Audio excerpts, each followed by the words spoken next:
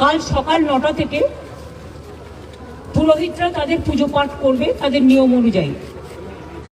জগন্নাথ ধাম দেখতে পারে, তারা যদি একদিকে এসে আরেকদিকে বেরিয়ে যায় রথ দেখে কোনো অসুবিধে নেই, তাহলে আবার অন্য লোকেরা সুযোগ পাবে। একসাথে তো এত লোককে জায়গা দেওয়ার ক্ষমতা প্রভুই জানে।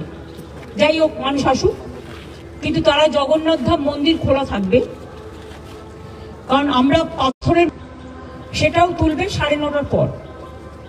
9:30টার পর থেকে তারা রথ দর্শন করতে পারবে।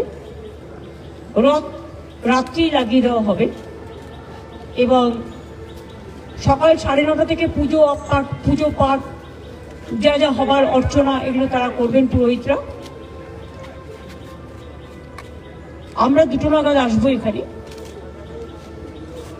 2টো থেকে 2:30 পর্যন্ত ওই আরতি করা এই করা যা করা রথ এখানেই থাকবে।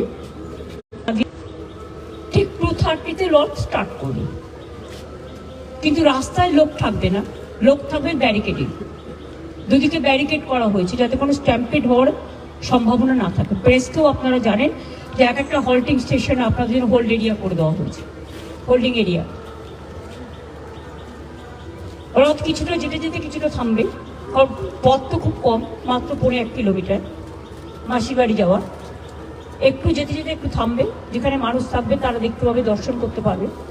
আর দড়ি তো আমরা পুরো এর সাথে ছুঁয়ে দিচ্ছি, সুতরাং তারা দড়িটাও স্পর্শ করতে পারবে, যেহেতু আমাদের ব্যারিকেডের সাথে দড়ি ছোঁয়ানো থাকবে, রথের দড়ি।